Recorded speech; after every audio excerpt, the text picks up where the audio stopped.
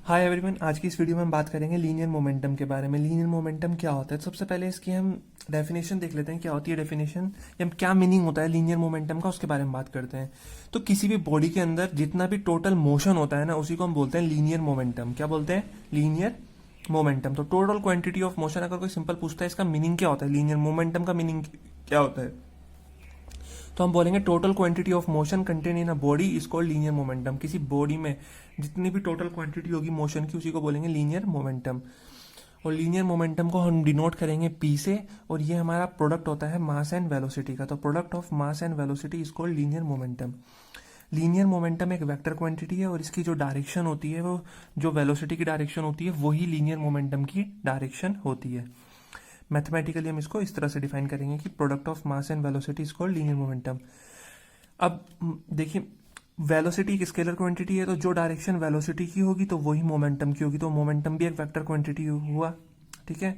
इसकी जो ऐसा यूनिट होती है, तो मास की जो यूनिट होती है वो होती है केजी, और वेलोसिटी की यूनिट होती है मीटर पर सेकंड। तो मोमेंटम की यूनिट हो जाएगी केजी मीटर पर सेकंड, और इसी को हम बोल सकते हैं न्यूटन सेकंड। क्या बोल सकते हैं? Newton second. और जो मोमेंटम की डायमेंशन होती है ml t-1, जैसा कि हमने पिछली वीडियो में बात की थी, आप 11th क्लास में डायमेंशन के बारे में पढ़ेंगे, डायमेंशन फॉर्मूला कैसे निकालते हैं, ml t-1। और अगर ये मोमेंटम अगर एक स्ट्रेट लाइन से संबंधित है तो इसको हम लीनियर मोमेंटम बोलते हैं। लेकिन अगर यही मोमेंटम रोटेशन में हम अगर इसे एसोसिएट करते हैं रोटेशन के साथ, तो इसको हम एंगुलर मोमेंटम बोलते हैं। उसकी कहानी अलग होती है, वो इसी से आता है, लेकिन उसकी कहानी थोड़ी अलग होती है। तो अगर मोमेंटम रोटेशन के साथ एसोसिएटेड है तो उसको हम एंगुलर मोमेंटम के नाम से बुलाते हैं, ठीक है, ना कि लीनियर मोमेंटम।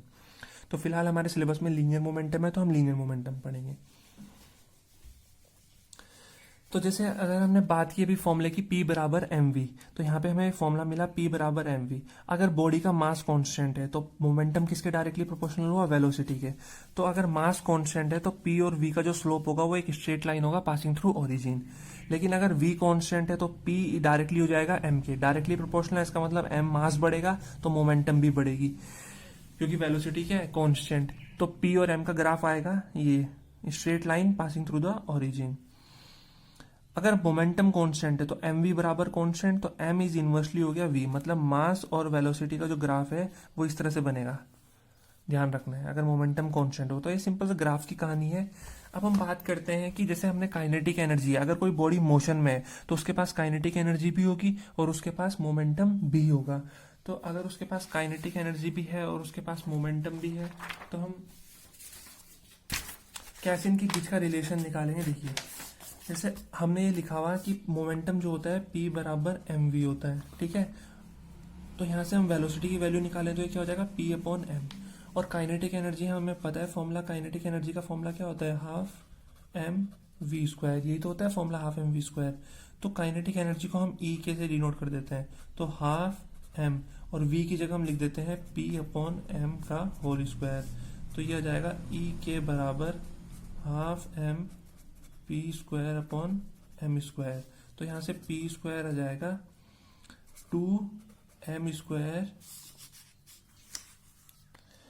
सॉरी, ये m से इस स्क्वायर को हम कैंसिल कर सकते हैं ना, इस m से ये स्क्वायर कैंसिल हो जाएगा, तो ये क्या हो जाएगा? 2, सॉरी, इसको ऐसे लिख सकते हैं e के बराबर half p square upon m. तो पी स्क्वायर हमारे पास आ जाएगा 2m e के, तो यहाँ से p की वैल्यू हो जाएगी अंडर रूट 2m e के। तो ये हमारे पास रिलेशन बन जाता है मोमेंटम और काइनेटिक एनर्जी के बीच का, P बराबर अंडर रूट 2m e के। तो ये हमें ध्यान में रखना है। कुछ केसेस है हमारे पास मोमेंटम के, जैसे दो बॉडीज है, मान लीजिए क्वेश्चन बन सकते हैं इस पे रीजनिंग के। दो बॉडीज हैं, एक का मास है m1, एक का मास है m2, और m2 ज्यादा है m1 से। इसका मतलब दो बॉडीज हैं, एक का मास m1 है, एक का m2 है। m2 जो है वो हैवियर बॉडी है और m1 जो है वो लाइटर बॉडी है। दोनों सेम वेलोसिटी से मूव कर रहे हैं, दोनों क्या कर रहे हैं? सेम वेलोसिटी से मूव कर रहे हैं। मान लीजिए एक बड़ा ऑब्जेक्ट है, एक छोटा ऑब्जेक्ट है, एक हैवियर एक लाइटर है, दोनों सेम वेलोसिटी से मूव कर रहे हैं। तो उनके मोमेंटम किसका ज्यादा होगा, ये अगर हमें पता करना है, तो पहले का मोमेंटम क्या हो जाएगा? P1 बराबर m1v, क्योंकि वेलोसिटी तो सेम है, और दूसरे का मोमेंटम हो जाएगा P2 बराबर m2v, बिकॉज वेलोसिटी सेम है।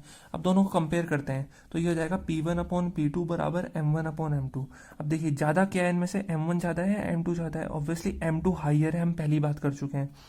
तो अगर M2 ज़्यादा है, M1 कम है, तो P2 भी तो ज़्यादा होगा, P1 क्या होगा, कम। तो if M1 is greater than M2 is greater than M1, then P2 is greater than P1। इसका मतलब a heavier body has larger linear momentum than a lighter body moving with same velocity। Clear हुआ। और अगर हम बात करें दो bodies हैं जिनका मास सेम है लेकिन उनकी वेलोसिटीज क्या है, अलग अलग है। सेम मास की बॉडी है, आइडेंटिकल बॉडी है, लेकिन दोनों अलग अलग वेलोसिटी से मूव कर रही हैं। V1 जो पहले की वेलोसिटी है वो ज्यादा है, तो मोमेंटम क्या हो जाएगा, पहली वाली का P बराबर mv1, दूसरे का हो जाएगा P2 बराबर mv2। मास सेम है इसलिए हमने यहाँ पे mm लिखा है। डिवाइड करते हैं तो P1 अपॉन P2 बराबर V1 अपॉन V2। अब वेलोसिटी किसकी ज़्यादा है, फर्स्ट की, तो अगर V1 ज़्यादा है V2 से तो P1 भी तो ज़्यादा होगा P2 से, डायरेक्टली है।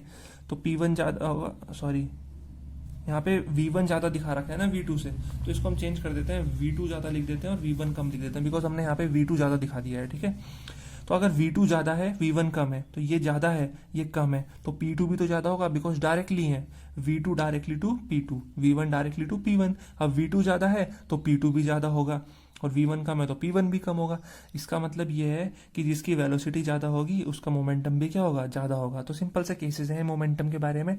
आई होप आपको ये मोमेंटम का टॉपिक समझ में आ गया होगा। मोमेंटम क्या होता है, टोटल क्वांटिटी ऑफ मोशन किसी बॉडी में जो होती है उसी को हम बोलते हैं लीनियर मोमेंटम, और मैथमेटिकली हम इसे बोलते हैं product of mass and velocity. एक वेक्टर क्वांटिटी होती है, जो वेलोसिटी की डायरेक्शन होती है वही मोमेंटम की डायरेक्शन होती है, यूनिट होती है kg मीटर पर सेकेंड। और अगर यही रोटेशन के साथ सर्कुलर मोशन में अगर ये एसोसिएटेड होता है मोमेंटम, तो इसको हम बोलते हैं एंगुलर मोमेंटम।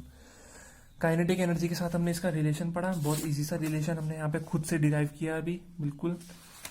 और फिर हमने इसके केसेस पढ़े कि अगर मास सेम है वेलोसिटी अलग है तो मोमेंटम कैसे फाइंड आउट करेंगे, और अगर वेलोसिटी सेम है मास अलग है तो कैसे करते हैं। तो आई होप आपको वीडियो समझ में आई होगी। अगर वीडियो अच्छी लगी तो प्लीज़ लाइक करें, शेयर करें वीडियो को अपने फ्रेंड सर्कल में, और चैनल अगर अभी तक सब्सक्राइब नहीं किया तो प्लीज़ चैनल को सब्सक्राइब कर लें।